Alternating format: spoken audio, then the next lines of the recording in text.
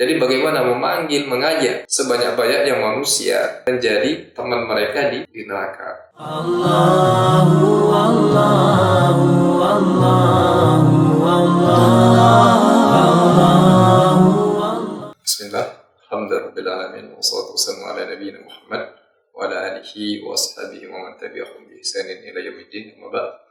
Kaum muslimin yang dirahmati Allah Subhanahu wa taala, alhamdulillah kita bersyukur kepada Allah Subhanahu wa taala atas segala nikmat yang Allah Subhanahu wa taala anugerahkan kepada kita, terutama kenikmatan iman yang senantiasa masih bersemayam di dalam hati kita.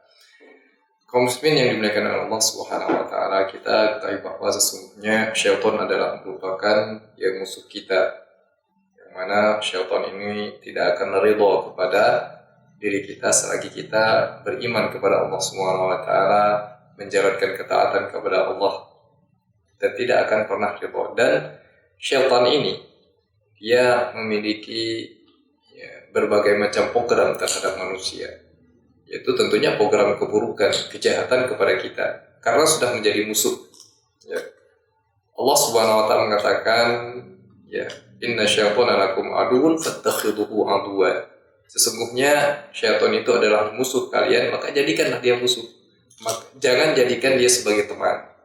Kalau kita jadikan sebagai teman, maka kita ikut menjadi kelompoknya mereka. Tapi kalau kita jadikan musuh, kita senantiasa berhati-hati dengan perangkapnya, dengan tipu muslihatnya, dan dari program-program apa yang dia rencanakan kepada diri kita. Di antaranya program yang mungkin sangat kita khawatirkan adalah yang mungkin ujung dari segala program yang dia berikan, yang dia rencanakan kepada kita adalah bagaimana kita ini menjadi penghuni neraka menemani syaitan. Mereka tidak suka ataupun tidak rela kalau manusia ini masuk surga dan mereka sendiri masuk neraka. Jadi bagaimana memanggil, mengajak sebanyak-banyaknya manusia menjadi teman mereka di neraka. Allah Subhanahu wa taala mengatakan, innama yad'u hisbahu liyakunu min ashabis sa'ir. Bahwasannya syaitan itu mengajak kelompoknya ataupun geng mereka agar menjadi penghuni neraka, untuk menemani mereka. Kita sudah ketahui bahwa mereka ini adalah calon penghuni neraka. Nah, sekarang mereka bagaimana untuk mencari teman sebanyak-banyaknya? Apakah itu dari kalangan jin dan juga dari kalangan manusia? Itu merupakan tujuan akhir dari syaitan. Dan di antara tujuan itu ada program-program yang diberikan kepada kita. Bukan hanya kita saja yang memiliki program dalam berdakwah. Kita kadang memiliki program-program untuk melakukan dakwah, yang mengajak manusia untuk beriman, sholat, dan lain sebagainya. Tetapi syaitan juga memiliki program terhadap diri kita, hanya kita tidak mengetahui, karena mereka adalah makhluk gaib.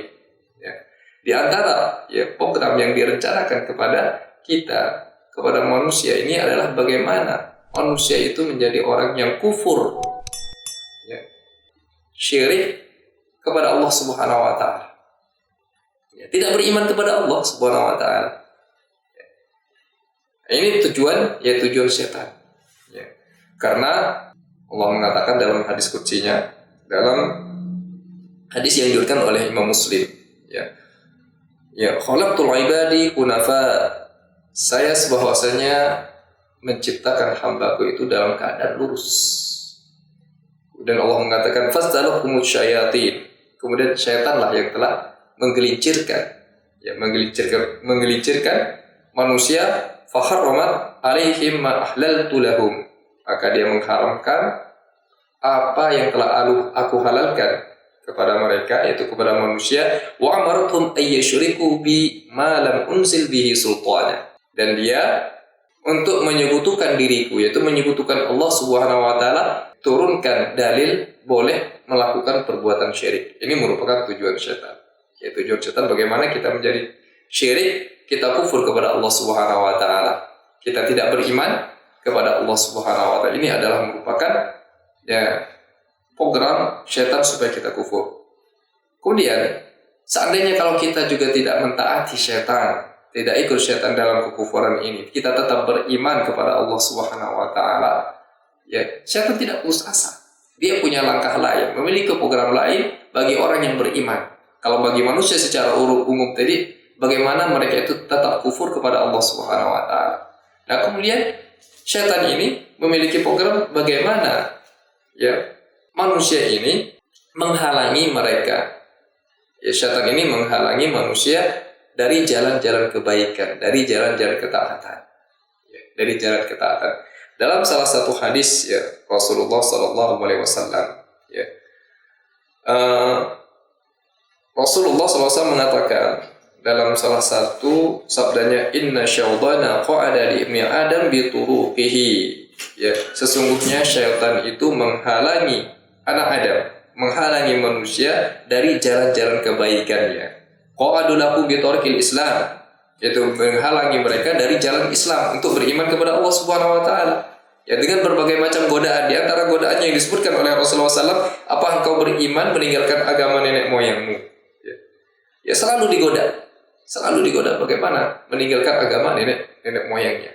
Dan seandainya tidak dihiraukan oleh manusia, tetap beragama Islam, kemudian dia menghalangi manusia itu dari jalan hijrahnya. Kalau dulu di zaman Rasulullah SAW sebelum hijrah, ketika diperintahkan oleh Allah Subhanahu wa taala, kaum muslimin berhijrah ke kota Madinah untuk mempertahankan agama mereka.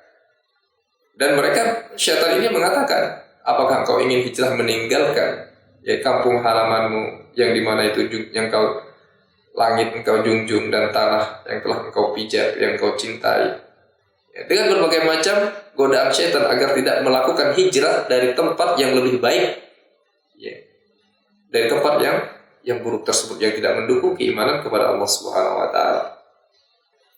Dan seandainya ya tetap melakukan hijrah, maka dia menghalangi manusia bagaimana agar tidak berjuang di jalan Allah Subhanahu wa taala. Kalau dulu perjuangan di zaman Rasulullah SAW ada berjihad di jalan Allah Subhanahu wa taala. Ya. Syaitan itu mengatakan bahwasanya jihad adalah merupakan pengorbanan jiwa dan harta. Seandainya engkau berjihad dan engkau terbunuh di medan jihad ataupun di medan perang, maka hartamu akan dibagi-bagikan, yaitu diwariskan, dan kemudian istrimu akan dinikahi. Ini adalah merupakan godaan setan bagaimana manusia itu agar tidak melakukan ketaatan kepada Allah Subhanahu wa taala. Ini contoh yang diberitahukan oleh Rasulullah SAW. Tentu kita memiliki niat untuk melakukan kebaikan, ingin berinfak. Ya, mungkin syaitan akan datang menggoda kepada kita, jangan engkau berinfak, nanti harta engkau akan berkurang. Bahkan apa yang akan diberikan kepada anak istrimu. Dan juga apabila orang ingin memiliki niat untuk melakukan umrah, akan menunaikan ibadah haji. Ibadah ini adalah merupakan satu hal yang berat, yaitu berjalan dari Safa ke Marwah dan lain sebagainya, godaan-godaan yang dilemparkan kepada benak pikiran kita agar kita tidak melakukan ketaatan kepada Allah Subhanahu wa taala. Dan seandainya kaum muslimin yang dirahmati Allah Subhanahu wa taala, kita tetap melakukan ketaatan kepada Allah Subhanahu wa taala, tidak menghiraukan godaan syaitan, maka syaitan itu memiliki program yang lain, yaitu menjatuhkan manusia dalam perbuatan maksiat. Dalam salah satu hadis Rasulullah SAW, hadis yang diriwayatkan oleh Imam Muslim, Inna syaitana qad ayasa an ya'budahu musalluna fi jaziratul Arab. Sesungguhnya syaitan itu sudah berputus asa, yaitu berputus asa terhadap orang-orang yang sholat melakukan ibadah di jazirah Arab. Walakin fit tahrishi bainahum, akan tetapi setan itu masih memiliki keinginan yang sangat kuat, yaitu merusak di antara mereka.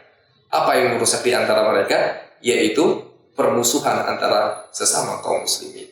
Dan itu realita terjadi pada kaum muslimin sekarang. Ya mungkin kaum muslimin di situ kata lihat mereka penuh dengan majlis-majlis pengajian, mereka dengan berjamaahnya penuh di masjidnya. Akan tetapi satu dengan yang lainnya, kelompok pengajian ini dan itu saling tuding menuding, saling tidak akur. Nah, ini merupakan kerjanya syaitan. Kita jangan lupa apa yang telah dikatakan oleh Rasulullah SAW ini.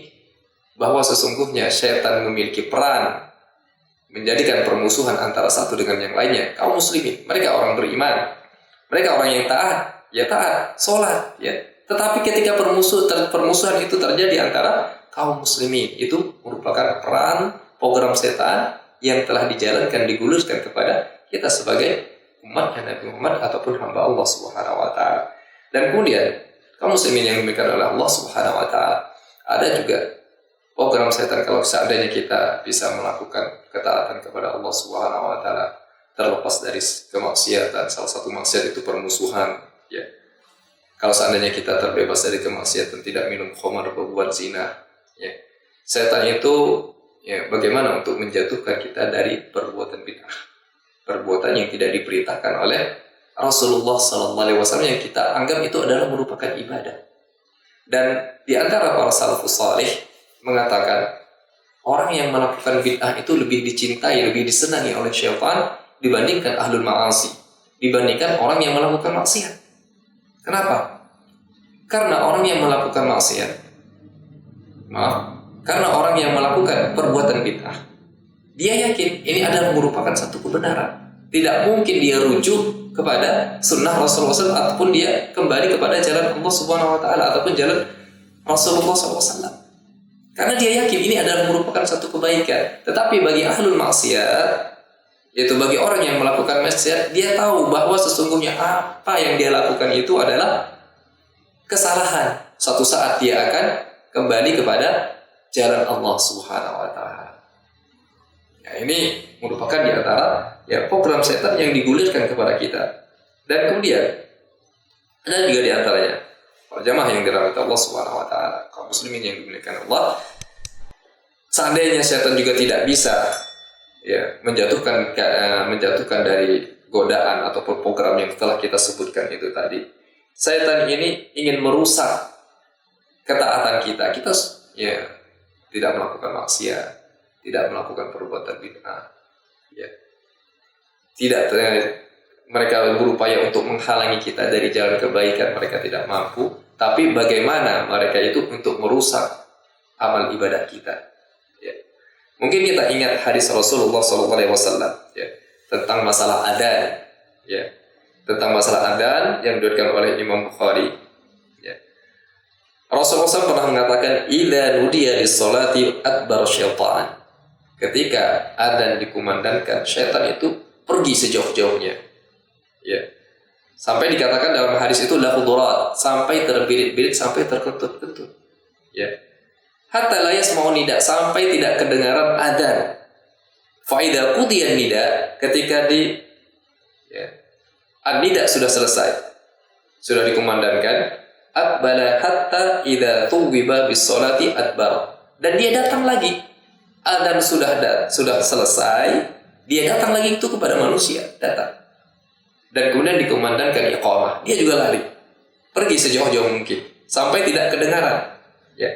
Hatta qudiyat tathwib, sampai selesai iqamah, akbar, dia itu datang kembali. Ya, datang kembali hatta yaqturu bainal mar'i fi nafsihi, sampai dia itu ya masuk ke dalam pikiran manusia antara jiwanya dengan orang tersebut, ya. Dan mengatakan uzkur kada wa kada, ingatlah ini dan itu, ingat ini. Dalam sholat kita lagi sholat, kita diajak sama setan itu untuk mengingatkan itu dan ini. Dan itu kejadian, ya kita kejadian ya. Ketika sholat kita ingat, kita naruh kunci di mana, kita naruh uang di mana. Tadi yang lupa apa yang mau dikerjakan, ingat, itu kejadian pada kita. Nah, ini berarti setan sudah berhasil. Ya, sampai dia tidak tahu berapa rakaat, karena begitu banyak yang dia ingat. Begitu banyak yang diingat oleh manusia ini, oleh kaum muslimin yang sedang melakukan ketaatan kepada Allah Subhanahu wa taala. Ya, sehingga dia lupa berapa rakaat dia telah menjalankan sholat, lupa. Akhirnya ya sujud sahwi. Ya. Dan kita khawatir ketika kita melakukan ibadah kepada Allah Subhanahu wa taala, terutama tentang sholat yang disinggung di sini dalam hadis itu, sholat itu ya tidak memiliki nilai apa-apa di sisi Allah Subhanahu wa taala, hanya menggugurkan kewajiban kita kepada Allah Subhanahu wa taala. Maka di antara hadis Rasulullah SAW mengatakan, "Rubba qa'imin laisa lahu min qiyamihi illa sahar." berapa banyak di antara kaum muslimin ataupun di antara ya orang-orang itu dia melakukan qiyamul lail, dia tidak mendapatkan apa-apa kecuali apa? Bergadang saja. Bergadang. Ini adalah merupakan program setan bagaimana ingin merusak, ya, merusak amal ibadah kita. Bahkan bukan hanya dalam ibadah kita, tapi bagaimana setan itu ingin menyakiti diri kita. Menyakiti diri kita. Contohnya menyakiti kita dari lewat mimpi membuat kita sedih. Mungkin mimpi buruk. Al-hilmu, dari kata Rasulullah, al-hilmu minasyaitan.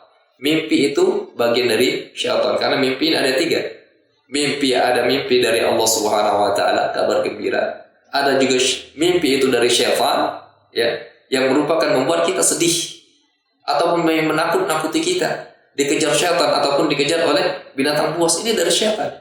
Ataupun itu permainan tidur. Ya, ini mimpi yang 3. Yang dari syaitan itu adalah yang senantiasa membuat kita sedih dan selalu menakut-nakuti kita. Dan bahkan syaitan itu berusaha untuk merenggut juga nyawa kita dan bahkan harta kita.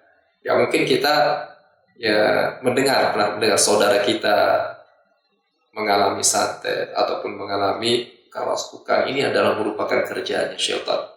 Tentunya didukung oleh para dukun yang tentu mereka bahu-membahu dalam melakukan kemaksiatan kepada Allah. Dan bahkan Rasulullah SAW juga mengatakan dalam hadisnya, syaitan itu berupaya bagaimana untuk membakar rumah kita. Dalam hadis beliau pernah mengatakan sebelum tidur Rasulullah SAW menganjurkan untuk memadamkan pelita. Memadamkan pelita. Karena dulu pelita masih berbentuk api, bukan seperti sekarang lampu, dipadamkan sebelum tidur. Karena syaitan itu akan mengarahkan tikus untuk menjatuhkan pelita tersebut hingga terbakar. Ini Rasulullah SAW yang mengatakan. Ya mungkin kita sekarang bukan pelita tetapi lampu. Jangan khawatir tikus ini diarahkan oleh syaitan untuk menggigit kabel-kabel sehingga terjadinya konslet. Terbakar rumah ini bisa jadi. Syaitan memiliki peran sebagaimana yang disabdakan oleh Rasulullah SAW.